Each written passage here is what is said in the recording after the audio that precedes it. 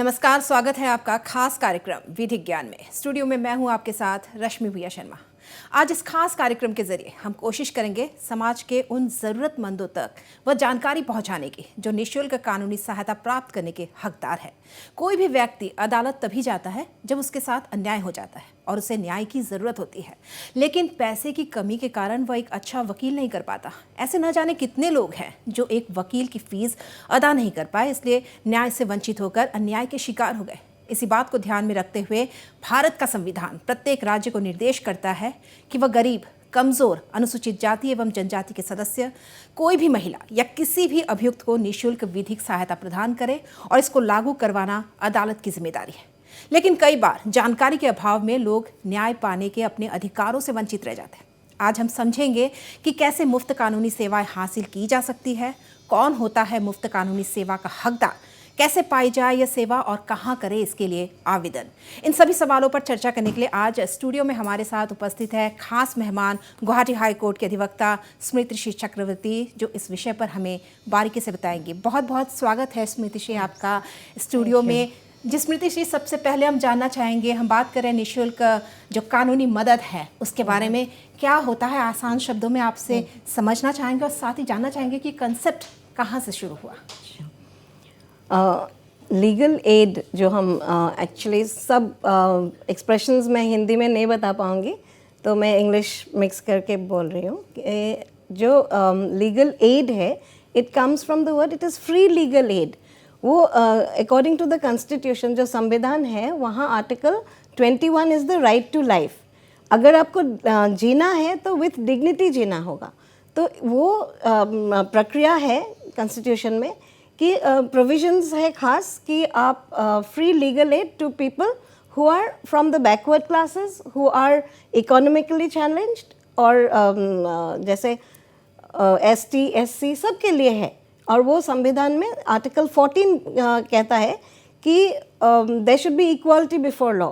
तो एक किसी का अगर इकोनॉमिक बैकग्राउंड, वो there is a lack of economic sources, वो नहीं कोर्ट में आ पाता है जो आपने बोला है, वो that is not proper. So legal to make equality before law a live concept, उसमें वो प्रोविजंस है। जैसे आर्टिकल 39 कैपिटल A है कि the state must take an endeavour. State का वो कोशिश रहना चाहिए कि जो लेजिस्लेशंस हो, स्टेट लेजिस्लेशंस, उसमें लीगल फ्री लीगल एड का कोई प्रोविजंस हो, और वो लीगल जैसे एक्ट बनाने के लिए, और जो एक्ट के लिए काम करना है वो रूल्स बनाने के लिए वो प्रोविजंस दिया हुआ है। आर्टिकल 39A वो जो बोलते हैं संविधान is the mother of all laws, तो वही से फ्लो करता है। That is the concept, the beginning of the concept. ये स्मृति श्री, जानना चाहेंगे कि क्या महिलाओं के लिए कुछ खास प्रावधान है इसमें? हाँ, महिला is one of the categories जिसके लिए है, और ज़्यादातर हम देख पाते हैं प्रैक्टिकल फील्ड में कि महिला को बहुत प्रॉब्लम्स होते हैं फैमिली लाइफ में, और वो कहीं कुछ कर नहीं पाते हैं। One, because of lack of knowledge, जो लिटरेसी नहीं है, और दूसरा जो अगर कुछ करना चाहते हैं लेकिन उनका मीन्स नहीं है। तो there is a very, I think we'll come to that later, लेकिन वो प्रोसेस अभी बहुत ईजी कर दिया गया है। जिस प्रोसेस की अगर आप बात कर रहे हैं, तो किस तरह की प्रक्रिया है? कोई जो इस तरह के अन्याय में फंस जाता है, नाइंसाफ़ी हो रही है, तो वो कैसे वकील करे, और निःशुल्क मुफ्त जो सहायता है वो कैसे प्राप्त करे? क्या कुछ प्रक्रिया है आपसे जानना चाहिए? दो वेरी सिंपल, एकदम घर में बैठे आप जो काम कर सकते हैं, वो 2 वेबसाइट्स हैं। एक है नेशनल लॉ सर्विस,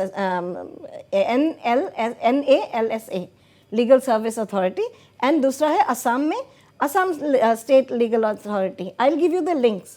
मेरे पास दोनों लिंक है, वो आपसे शेयर करूँगी, आप शेयर कर सकते हैं कि वहाँ एक फ़ोन कॉल करने से भी होगा, और जो आपके वेबसाइट है वो हम अभी खोल के देखे हैं, क्योंकि आई विल से समथिंग और वो प्रैक्टिकल होगा नहीं, तो इसीलिए मैं अभी चेक करके आई कि बहुत सुंदर से वो जो आपका जो प्रॉब्लम है वहाँ वो उस विभाग पे आप जाके फॉर्म फिल कर सकते हैं। बहुत सरल सहज है प्रक्रिया। जी स्मृति जी, अगर हम बात करें जो अशिक्षित लोग हैं, क्योंकि ये जो correct. जो वर्ग है वो काफ़ी लोग अशिक्षित भी मिलते हैं, तो वो लोग फॉर्म नहीं फिल कर पाएंगे। उनके लिए किस तरह का प्रावधान है, वो क्या करे, कैसे जाए, आवेदन कैसे करे, उनके लिए क्या कुछ वो अलग सर्विस प्रोवाइडर्स है, सर्विस प्रोवाइडर्स है, एनजीओज, बहुत सारा एनजीओज इसमें काम कर रही हैं। तो उसमें क्या करना है, अगर आप यहाँ, मैं असम की बात बोल रही हूँ, जो हाई कोर्ट वो डिस्ट्रिक्ट कोर्ट का ऑफिस है, वहाँ जाना पड़ेगा। वो that is the only place जहाँ से कोई भी इंफॉर्मेशन चाहिए, ब्रोशर चाहिए, उन लोग को समझा देने के लिए कोई वकील चाहिए, वो सब कर देंगे। उनका अभी ऑफिस बहुत अभी अपग्रेड हुआ है, तो वो इन्फॉर्मेशन ऑफिस में ही मिल जाएंगे। और वो फॉर्म्स अगर किसी सर्विस प्रोवाइडर के हाथ से फिलअप करते हैं तो वो सीधा डायरेक्ट आप उस वेबसाइट के जरिए आपको इन्फॉर्मेशन ज़्यादा मिल जाएगा। जी, आवेदन हमने भर दिया, लेकिन अब इंतज़ार है कब हमको वो सहायता मिलेगी, कितना समय लगता है अप्रूवल होने में? वो अभी जो सिस्टम है, मे बी 1 महीना लगता है, क्योंकि बहुत सारा आवेदन एक साथ रहते हैं, तो ये लोग एक साथ नहीं कर सकते। मे बी 10-15 जैसे बैकलॉग क्लियर करके हो जाएगा आपका, मे बी इन 1 मंथ। और अगर आपको वो, दैट इज़ ऑलवेज देयर, कि अगर आपको ये सुविधा मिल नहीं रहा, तो आप वही गुवाहाटी 1 में ही है वो ऑफिस, डिस्ट्रिक्ट कोर्ट का कैंपस में एकदम गेट के सामने ही लिखा हुआ है। तो वहाँ तो जाने से आपको पूरा इन्फॉर्मेशन या कुछ सुविधा वहाँ मिल जाएगा, क्योंकि बहुत सारा पैनल लॉयर्स है वहाँ पे। तो किसी एक को अगर आपके साथ अटैच कर देता है तो थिंग्स गेट ईजियर।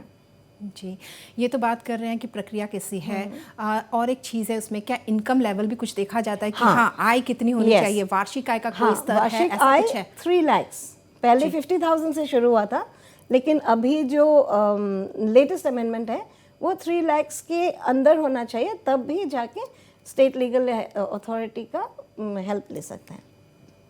जी, अगर बात करें वकीलों के चुने जाने के, हाँ, तो हम देखते हैं कि हम चाहते हैं कि हमारा केस जो है वो अच्छे से अच्छा वकील लड़े। तो क्या जब मुफ्त सहायता प्राप्त करते हैं, क्या हमें वो अधिकार है कि हम अपना वकील खुद चुनें? हाँ, एक्चुअली फर्स्ट है कि जो पैनल लॉयर्स है उनसे चुनने का एक्चुअली वो लोग कर लेते हैं, क्योंकि पैनल में है, एक को 4 केसेस मिला है, दूसरा ऐसे बैठा हुआ है, तो उनको अप्रोच कर सकते हैं। आपको एक टाई अप कर देंगे। अगर आप बोलते हैं कि नहीं, मुझे इनसे नहीं करना है, मेरे एक चॉइस का वकील है जिसका नाम मैंने सुना है, जिसके साथ मैं बात किया भी या मैं करना चाहती हूँ, तो उसमें एक चॉइस के बारे में it is not denied anywhere कि आप ले सकते हैं आपके चॉइस का वकील। बट अगेन, अगर किसी का चार्जेस बहुत हाई है और वो फ्री लीगल एड देना नहीं चाहते हैं, then we can not, nobody can compel them, लेकिन otherwise you have a choice. Smriti ji, अगर हमारा कोई केस चल रहा है, जैसे आम लोगों का केस चलता रहता है, और उसी बीच में हम चाहते हैं कि वकील बदला जाए, मतलब आप जिस तरह से बता रहे हैं कि हम वकील अपना चॉइस कर सकते हैं, कोई भी चुन सकते हैं, लेकिन अगर केस चल रहा है और बीच में ही हम चाहेंगे कि वकील बदल ले, तो क्या तब भी हमें ये जो सहायता है वो मिलती रहेगी? हाँ, डेफिनेटली, क्योंकि वो चॉइस कोई आपको पूछेंगे नहीं कि आप किसी और पहले वकील के पास गए थे क्या, वो that is not a criteria. आप अगर चेंज भी करते हैं तो इवन अस, अभी हमारा कोई सर्विसेज पसंद नहीं करते, तब कोई भी आएगा तो बोलने से कि मैं नहीं चाहती हूँ कि आप मेरा केस लड़े, हम साथ साथ नो ऑब्जेक्शन सर्टिफिकेट दे देते हैं। That is our legal ethics. ठीक है, तो उसी में उससे कोई फ़र्क नहीं पड़ेगा कि आपका पहले कोई लॉयर था, अभी आप लीगल एड में जा सकते हैं, क्योंकि आपका इनकम ग्रुप अगर वो क्राइटेरियाज में आपका आता है तो you can avail. If there is, like you can continue with another lawyer. जी जी, इनकम लेवल की हम बात कर रहे हैं, दस्तावेज क्या क्या चाहिए, डॉक्यूमेंट्स क्या चाहिए, आवेदन हम कर रहे हैं, हाँ. लेकिन हमें ये जानना भी ज़रूरी है कि हमें क्या क्या डॉक्यूमेंट्स जो है वो जमा करने हैं, क्या क्या वहाँ देने हैं, हाँ. जिससे हमको ये जो सहायता है वो मिल सके। जैसे किसी भी आपको आधार कार्ड चाहिए या कुछ और कार्ड्स चाहिए आपको अवेल करना है, तो उनका कोई चेक लिस्ट होता है। Main thing is that you have to show that your income is below 3 lakhs।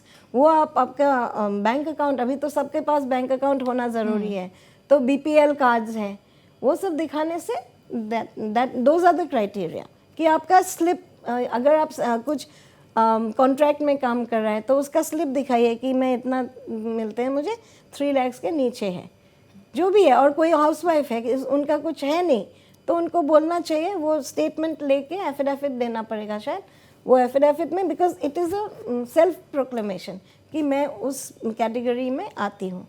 तो वो लोग जांच पड़ताल डेफिनेटली करेंगे। अगर वो देखा कि कोई ऑब्जेक्शन नहीं है तो डेफिनेटली वो हेल्प मिल जाएगा। जी स्मृति जी, कानूनी भाषा में अगर कहूँ तो क्या ये जो फ्री लीगल एड जिसकी बात हम कर रहे हैं, क्या कोई विशेष अधिनियम है उसके लिए जिसके अंतर्गत वो आता है? हाँ, लीगल, ये इसीलिए मैं ये थोड़ा उसके बारे में भी जानना ये चाहेंगे। The legal service authorities act in 1987 ये सेंट्रल एक्ट है, और 1987 में जो शुरू किया था वो बहुत छोटा से, it was in a formative level. अभी बहुत प्रोग्रेस हुआ है बिकॉज अवेयरनेस बढ़ा है इसके। जैसे 1987 से अभी आप देखने से जो media that is playing a very major role in disseminating knowledge, information. So this has come a long way. और इसमें not only act का क्या होता है कि only जो judicial area में आते हैं, लेकिन rules है which takes care of the day to day needs. Okay? वो rules में एकदम विस्तार से बोला गया है कि ये करना है तो ये these are the criteria. There are a lot of provisions which are particularly for legal aid, and there is another thing called लोक अदालत। उसमें क्या होता है, केस तो चलते रहता है, आपको सबको पता है, हमारा प्रोफेशन ही बदनाम है कि केस जितना हो वकील लंबा करते हैं, वो ऐसा होता नहीं है। Like I am one exception to that. मैं ट्राई करती हूँ कि ख़त्म करने के लिए, but even then I tell my clients कि एक है कि आप लोक अदालत में सेटल कर सकते हैं। आजकल तो प्री लिटिगेशन सेटलमेंट भी होता है। यही आप अगर थोड़ा सा अवेयरनेस होने से, I feel that the government should make people more aware because everything is there. Smriti ji, इस अधिनियम के बारे में और भी आपसे जानना चाहेंगे, ब्रेक के बाद जरूर जानेंगे, लेकिन फिलहाल चर्चा को जारी रखेंगे, लेकिन फिलहाल ले लेंगे एक छोटा सा ब्रेक।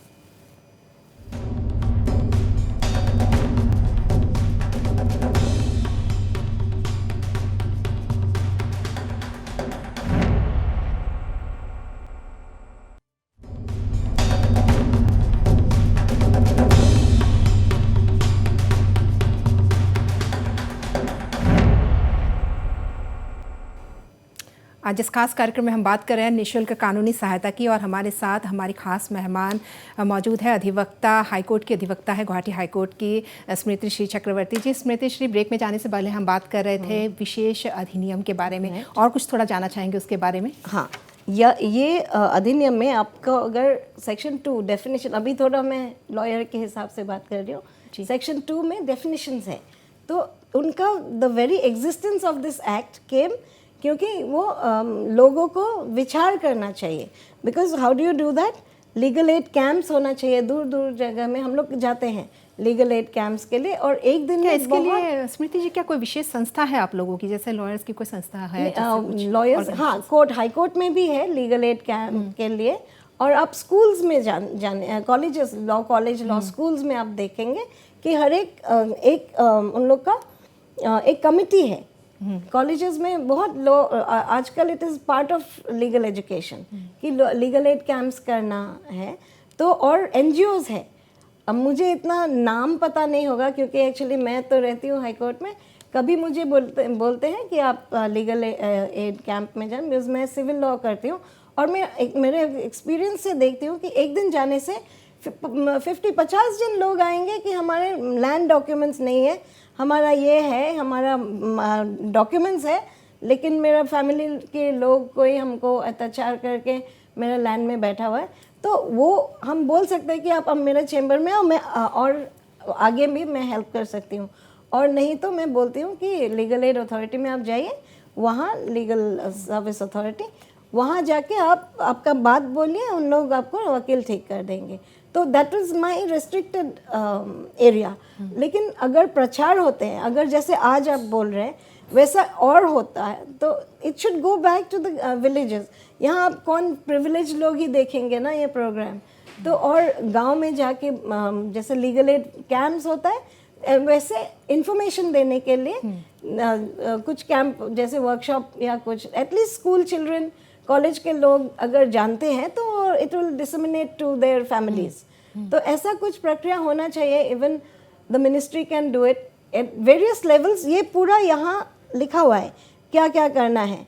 जैसे प्री लिटिगेशन मैंने आपको बताई थी, that is a very important thing कि अभी ये लिटिगेशन होने वाला है, आपको ये आपके अगेंस्ट ये है, आप क्या चाहते हैं, तो उसी लेवल में सेटलमेंट हो जाता है, फिर कोर्ट में आना नहीं पड़ता है। That is a very important thing. अभी तो हम लोग जो वर्चुअल केसेस कोविड की तरह हम लोग तो बहुत सारा कितना 2 years हम लोग कोविड के दिन एक दिन भी कोर्ट गए नहीं, लेकिन केस तो चल रहा है क्योंकि वो डिफरेंट मोड्स में अभी हम लोग हाइब्रिड कर रहे हैं, working from home. That is very important because then I can reach out.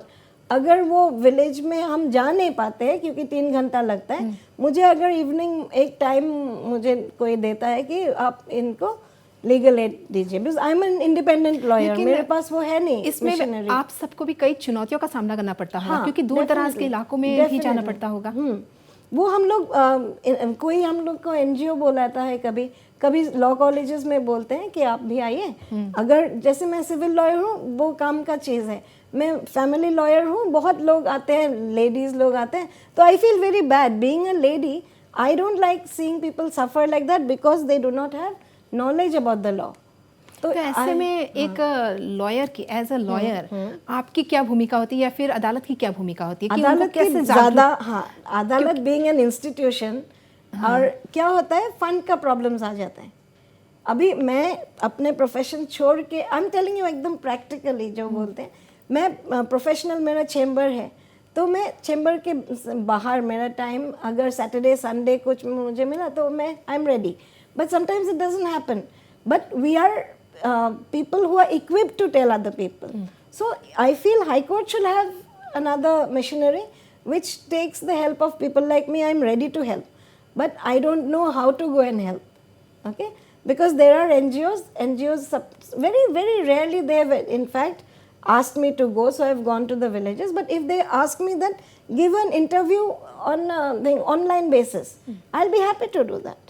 वैसे मेरे जैसा मैं और कोई 10 जन तो एटलीस्ट बोल सकती हूँ कि इनको पूछने से थोड़ा सा तो कोई फील्ड में इंफॉर्मेशन जान सकता है। बिल्कुल। I am happy, I am telling you this on broadcast that I am ready to help if there is somebody who comes to me, because in 100 cases I feel I should do 2 free cases. बिल्कुल स्मृति जी, जानकारी के अभाव में ही है जो कई लोग हैं जो अब न्याय नहीं मिल पाता है, अन्याय होता है, ऐसे में आपकी भी भूमिका काफ़ी अहम हो जाती है। एक चीज़ और जानना चाहेंगे कि क्या किसी भी वक्त इस कानून को जो है, ये जो सहायता आप दे रहे हैं, उसको वापस लिया जा सकता है, या वापस ले लेते हैं, किस वजह से ले लेते हैं, या फिर कौन इसके हकदार नहीं है? हाँ, मिसयूज़ करने से अगर कोई इंफॉर्मेशन मिला है कि ये आदमी नहीं, इसमें नहीं आता है criteria, because his salary is more than 3 lakhs, कोई झूठ का मैंने फ्रॉड करके वो डॉक्यूमेंट निकाला है, अगर वो that is the one of the main criteria. अगर फ्रॉड के हिसाब से या कोई किसी के गलत डॉक्यूमेंट्स दे के आया है तो then it will be struck off. Otherwise if it is misused कि ये यहाँ भी ले रहे हेल्प, वहाँ उनका वकील भी है, दोनों कर रहे, एक दिन कोर्ट में दोनों आ गया, या वो कभी यहाँ आते हैं कभी अपना वकील लेके, that is it's a court of record. वो जो हम लोग डेली जाके हाजिरा देते हैं उसी में पता चल जाता है कि कौन लॉयर है। वो अगर किसी और से लीगल एडवाइस ले रहे हैं then he will not be entitled to any provision, any of these aids that the court gives. तो ये जो लीगल एड है किसी भी तरह के केस के लिए है, या उसके लिए भी कोई चुनिंदा केस है, या कोई भी केस? पहले इट वाज संपत्ति विवाद हो या कोई भी हो, पहले इट वाज रेस्ट्रिक्टेड, जैसे क्रिमिनल केसेस में ज़्यादा आते थे। मैं जो ओवर 20 years मैंने देखी है, actually even I was empanelled in the legal service authority and I have done a lot of cases.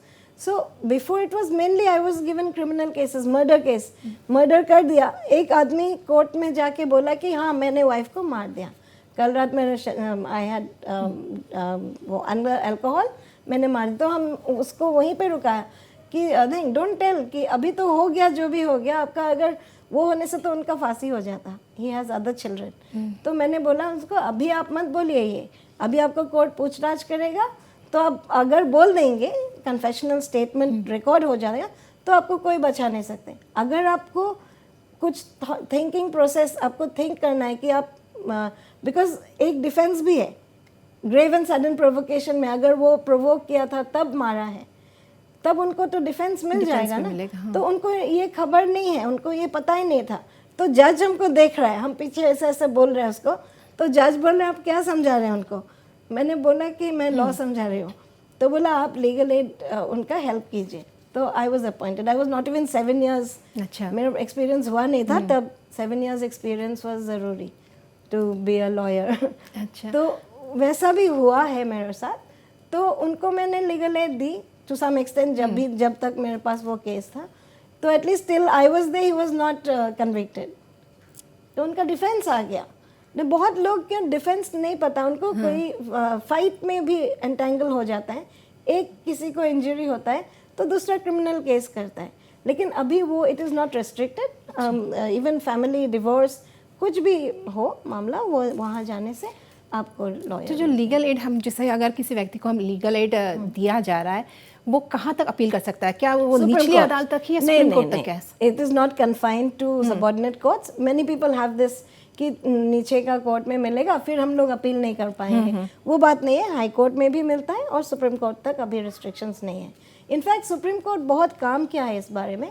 They have अभी मीडिएशन सेंटर्स जो है, मेरा केसेस यहाँ से जाते हैं, कोई ट्रांसफ़र केसेस, लेडी कितना दिन का केस में चलते रहेंगे, तो वो लोग एक मीडिएशन करके ख़त्म कर देते हैं case. Supreme court mediation is a very good mediation centre. तो उनका तो फंड्स भी है, उनका लॉयर्स भी है। अगर वो हम लोग को जैसे सुप्रीम कोर्ट के साथ टाई अप करके हम लोग को बोलते हैं, that also we can do, because at our individual level we can do much. हमारा मशीनरी है लेकिन हम पहुंच नहीं पाते हैं, इंडिविजुअल्स हो जाते हैं ना। स्मृति सिंह जी, कई बार हम देखते हैं कि जो संपत्ति विवाद है वो सालों साल पीढ़ी दर पीढ़ी चलता रहता है। ऐसे में पिता को मिला है फ्री कानूनी सहायता जो है जिसकी हम बात कर रहे हैं, उनको मिला है। अगर उनकी मृत्यु हो जाती है उसके बाद उनके जो परिवार है जो आगे भी केस लड़ना चाहते हैं, क्या उनको भी वो एड मिलेगा? उनको मिलेगा। और उन्हें कहाँ आवेदन करना इफ वही पे जाना, हाँ वही प्रोसेस है। अगेन उनका देखा जाएगा कि अगर उनका 3 lakhs के ऊपर है तो उनको फ्री लीगल एड नहीं मिलेगा, लेकिन कोई एडवाइस तो ज़रूर मिलेगा कि आप उनसे मिलिए, ये अच्छा सिविल लॉयर है, क्योंकि वो प्रोसेस चलते रहेंगे। जहाँ आपका वो पिता के देहांत के बाद वो जा सकता है, क्योंकि उनको केस में भी सब्स्टिट्यूट करना है, सिविल में सब्स्टिट्यूट करके वो फिर चलेंगे, केस ख़त्म नहीं हो जाता है। क्रिमिनल केस में अक्यूज का देहांत होने से, कंप्लेनेंट का देहांत होने से केस ख़त्म हो जाता है। वो उनका वाइफ या कोई नहीं आता है, क्योंकि क्रिमिनल जो है वो पर्सनल केस है। मैंने मारी थी, मेरा कोई और क्यों भुगते। तो क्रिमिनल केसेस में नहीं, सिविल केसेस में सब्स्टिट्यूशन की जो प्रक्रिया है वो इवन लीगल एड में है, तो आप उनसे कंटिन्यू कर सकते हैं। जी स्मृति सिंह जी, आज बहुत अहम जानकारी आपने दी, बहुत बहुत धन्यवाद। हमारे लिए आप स्टूडियो में आए, हमारे लिए वक्त निकाला। उम्मीद है आपके जो कानूनी अधिकार को लेकर हम थोड़ी सी जानकारी आप तक इस खास कार्यक्रम के जरिए पहुंचाने में सफल रहे। आज की इस खास चर्चा से जुड़ने के लिए आप सभी को धन्यवाद।